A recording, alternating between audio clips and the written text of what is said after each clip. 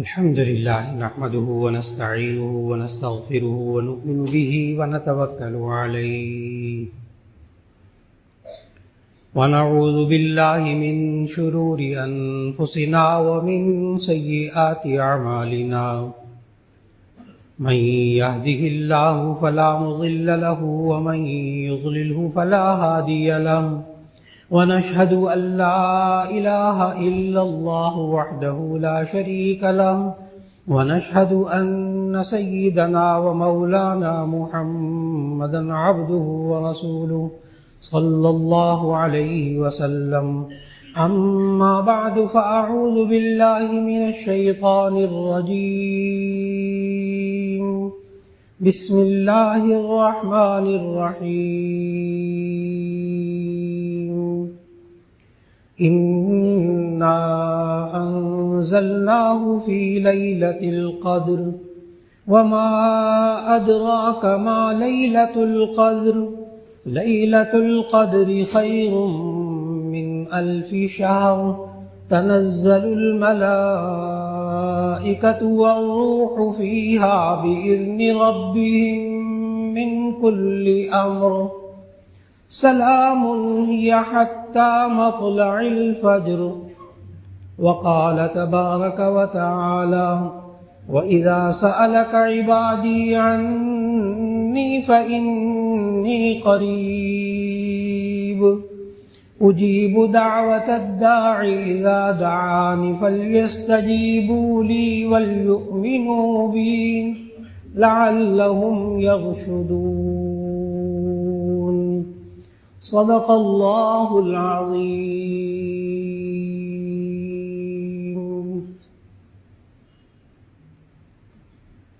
اللہ رب العزت نے ہم سب کو یہ رمضان المبارک کے بابرکت لمحات عطا فرمائے ہیں۔ 2 عشرے مکمل ہونے کو ہیں اور آج غروب آفتاب کے بعد تیسرا عشرہ شروع ہو جائے گا انشاءاللہ۔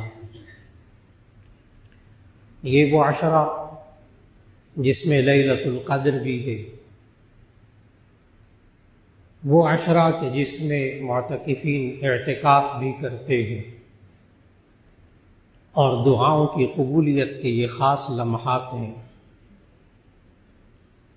آج کی نشست میں انہی باتوں کو عرض کرنا مقصود ہے۔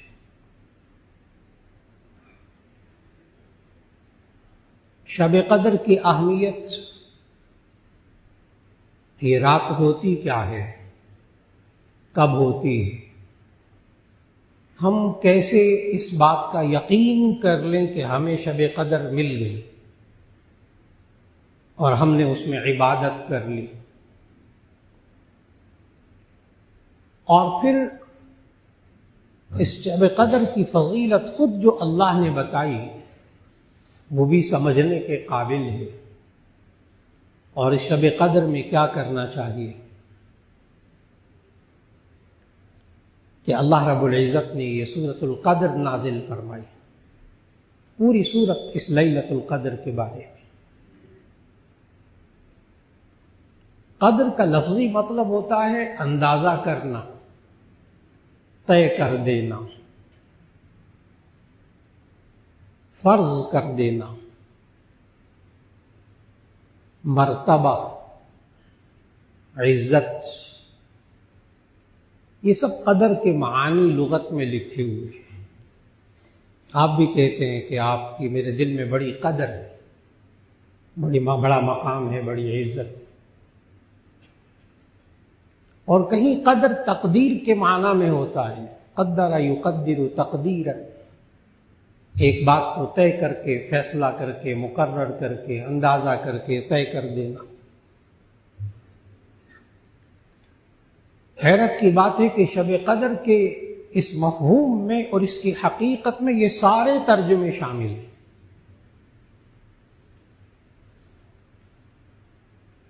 یہ رات مرتبے والی بھی ہے، اس رات میں اللہ امور طے بھی فرماتا ہے، اور اس رات کے اندر اللہ رب العزت بندوں کی دعائیں بھی قبول فرماتا ہے۔ ان کی توبہ اور استغفار بھی قبول فرماتا ہے۔ خود اللہ نے جو اہمیت بتائی اس شب قدر کی، انا انزلناہ فی لیلۃ القدر، بے شک ہم نے اس قرآن حکیم کو شب قدر میں اتارا۔ بہت سے حضرات جو سیرت طیبہ کا مطالعہ رکھتے ہیں وہ جانتے ہیں کہ قرآن حکیم 23 سال کے عرصے میں آہستہ آہستہ نازل ہوتا رہا۔ علامہ جلال الدین سیوطی رحمہ اللہ نے الاتقان فی علوم القرآن میں تو اس کے دن تک شمار کر کے بتائے کہ قرآن حکیم 22 سال 2 مہینے 22 دن تک نازل ہوتا رہا۔ 22 سال 2 مہینے 22 دن، جس کو ہم تقریباً 23 سال کہتے ہیں۔ تو قرآن حکیم تو 23 سال میں نازل ہوتا رہا۔ یہ ایک رات میں نازل ہونے کا کیا معنی؟ یہ ایک رات میں اترا یا 23 سال میں اترا؟ اس کا جواب مفسرین نے لکھا احادیث کی روشنی میں کہ اللہ رب العزت نے لوح محفوظ سے آسمان دنیا پہ قرآن حکیم اتارا لیلۃ القدر میں، ایک دم ایک رات میں نازل کی، لوح محفوظ سے آسمان دنیا پہ، اور آسمان دنیا سے پھر 22 سال 2 مہینے 22 دن میں آہستہ آہستہ آخری نبی حضرت محمد مصطفیٰ صلی اللہ علیہ وسلم پر نازل ہوتا رہا۔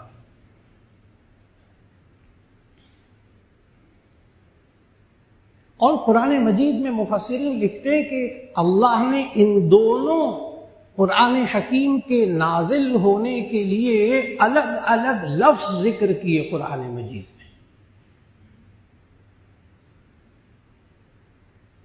عربی زبان میں ہر باب کا ایک خاصہ ہوتا ہے، کچھ خواص ہوتے ہیں جس کو ہمارے علماء خاصیات ابواب کہتے ہیں۔ ایک باب ہے نزلہ، اس کا معنی اترنا، نازل ہونا۔ ایک ہے انزل ينزل انزالا، باب افعال، اتارنا۔ اور اس میں دفعتاً، ایک دم اتارنے کا معنی ہوتا ہے۔ انزل ایک دم اتارا، اور اگر اسی کو باب تفعیل سے لے کر آئیں، نزل ينزل تنزیلا، تو اس کا معنی ہوتا ہے آہستہ آہستہ اتارنا کسی چیز کو۔ انزل کا معنی اس نے ایک دم اتارا، اور نزل کا معنی اس نے آہستہ آہستہ اتارا۔ آپ کو حیرت ہوگی کہ جہاں اللہ نے ذکر کیا کہ میں نے ایک رات میں اتارا، وہاں اللہ نے کہا انا انزلناہ فی لیلۃ القدر۔ انزلہ کا معنی ایک دم اتارنا، انا انزلناہ فی لیلۃ القدر، ہم نے ایک دم اتارا اس کو لیلۃ القدر میں۔ اور جہاں اللہ نے آہستہ آہستہ قرآن مجید کے نازل ہونے کا ذکر کیا، وہاں باب تفعیل لائے، نزل۔ آیت آپ حضرات کے ذہنوں میں، انا نحن نزلنا الذکر وانا لہ لحافظون، انا نحن نزلنا الذکر، بے شک ہم نے آہستہ آہستہ قرآن حکیم کو آپ پر اتارا، اور بے شک ہم ہی اس کی حفاظت کرنے والے ہیں۔ وہاں جہاں آہستہ آہستہ کے لیے وہاں نزل، اور جہاں ایک دم اتارا وہاں انزل، انا انزلناہ فی لیلۃ القدر۔ تو شب قدر کی ایک فضیلت یہ معلوم ہوئی کہ انا انزلناہ فی لیلۃ القدر، کہ ہم نے ایک رات کے اندر اس قرآن حکیم کو لوح محفوظ سے آسمان دنیا پہ نازل کیا۔ ایک فضیلت تو یہ خود اللہ نے بتائی۔ وما ادراک ما لیلۃ القدر، اور آپ کو کیا معلوم کہ شب قدر کیا ہے؟ لیلۃ القدر خیر من الف شہر، یہ شب قدر 1000 مہینوں سے بہتر، خیر من الف شہر، 1000 مہینوں سے بہتر۔ اس کو خیر من الف شہر کو سمجھنے کے لیے شب قدر کی جو فضیلت کے ساتھ ساتھ جو حدیث میں شان نزول اس کا بیان ہوا کہ کس واقعے کے بعد یہ صورت نازل ہوئی، تو اس سے یہ خیر من الف شہر بہت اچھی طرح سمجھ میں آتا ہے۔ احادیث میں موجود کہ نبی صلی اللہ علیہ وسلم ایک دفعہ صحابہ کرام رضوان اللہ علیہ مجمعین کے سامنے گزشتہ امتوں کی لمبی لمبی عمریں بیان فرما رہے تھے کہ وہ لوگ 1000 سال کی عمر ہوتی تھی ایک بندے کی،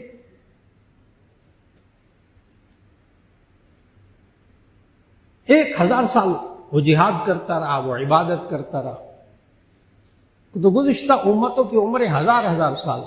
پھر اپنی امت کے بارے میں نبی صلی اللہ علیہ وسلم نے فرمایا کہ میری امت کی عمریں چھوٹی چھوٹی ہوں۔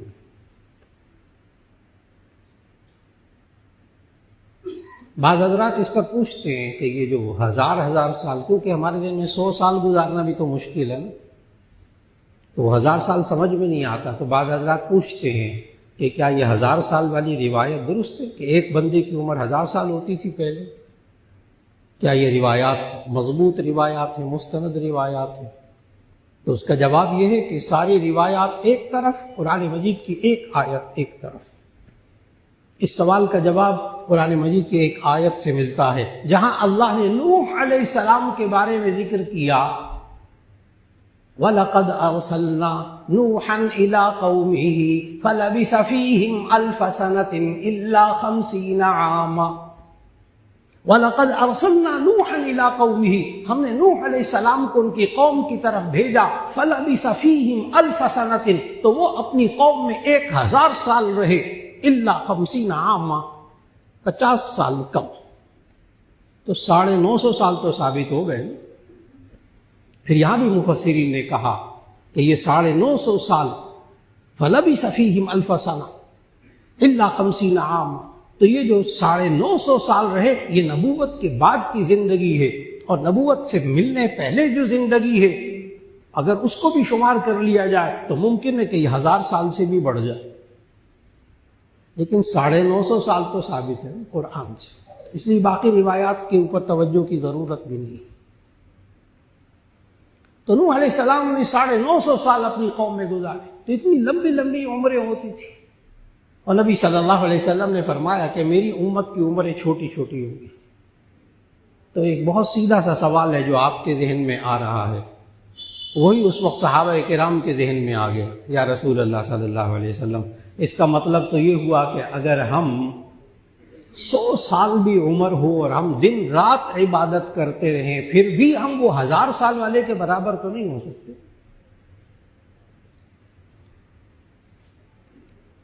اگلا جملہ صحابہ نے نہیں بولا، لیکن آج کے معاشرے کے ذہن میں آتی ہے وہ بات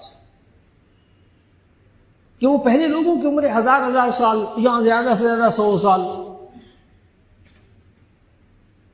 تو اس میں ہمارا کیا قصور ہے؟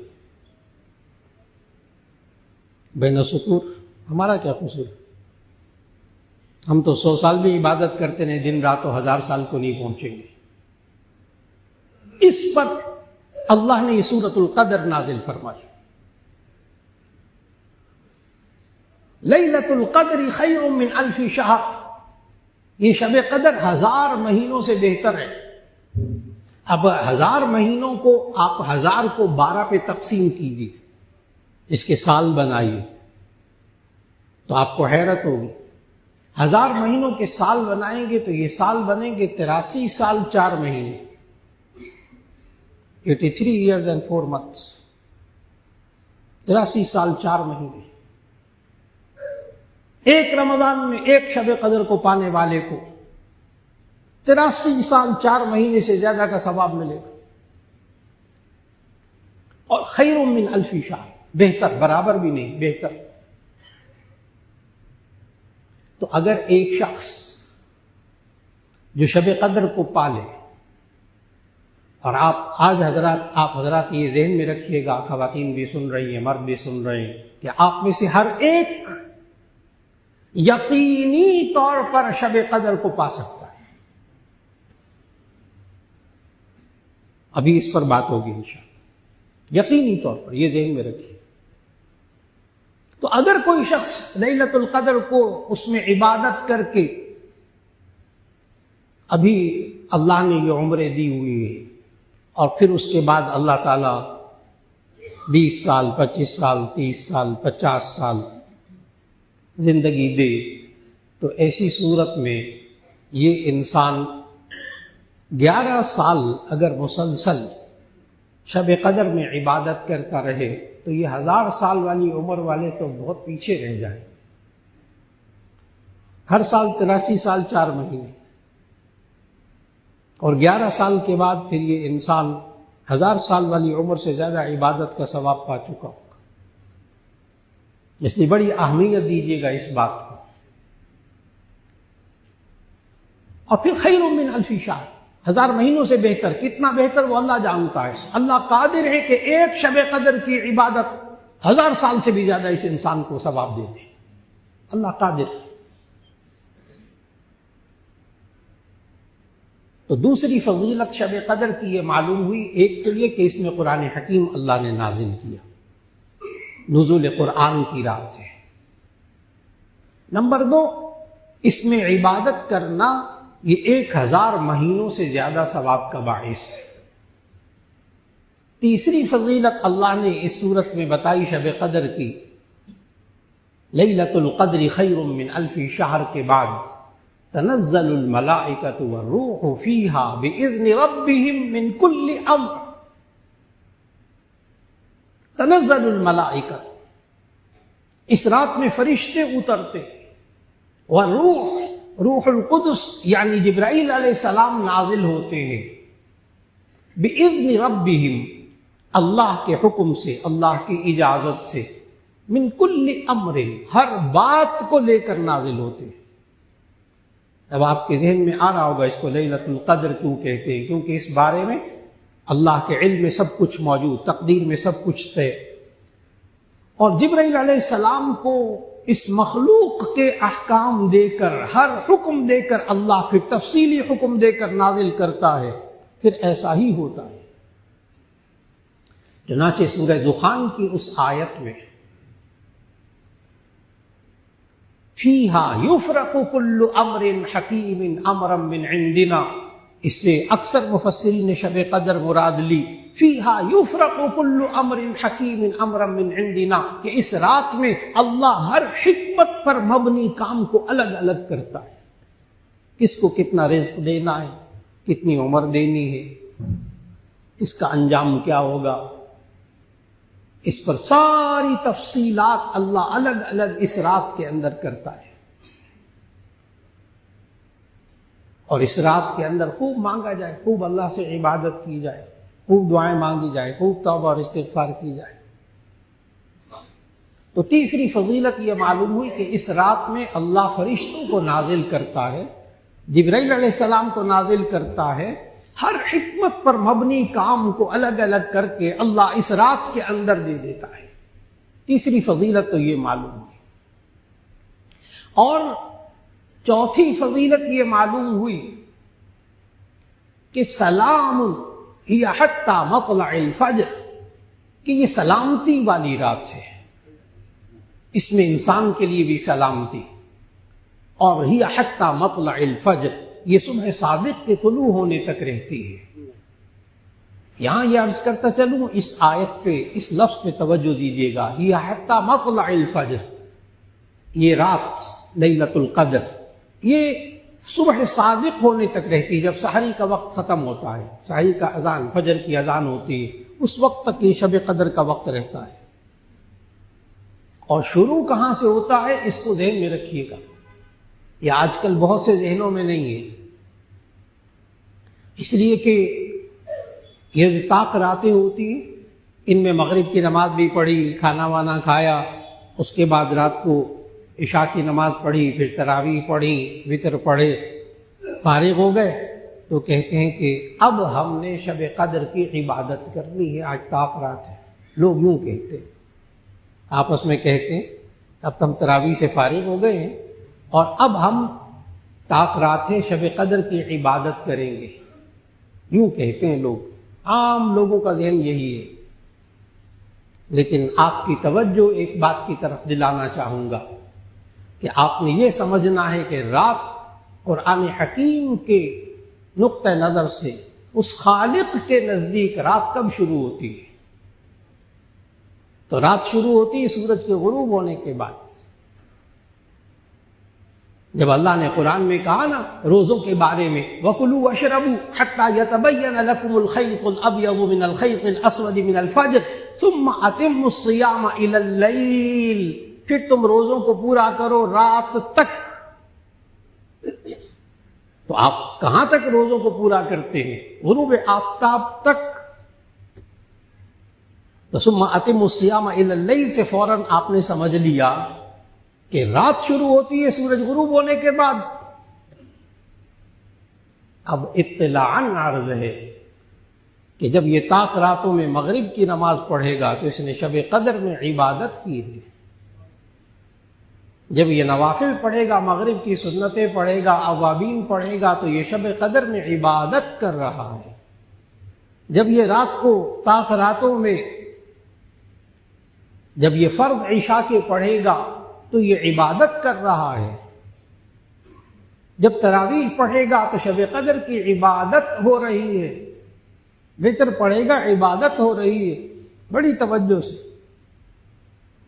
انسان، عام معاشرے کے انسان ان باتوں کو شب قدر کی عبادت نہیں سمجھتے، کہتے اب کرنے لگے ہیں شب قدر کی عبادت وتروں کے بعد.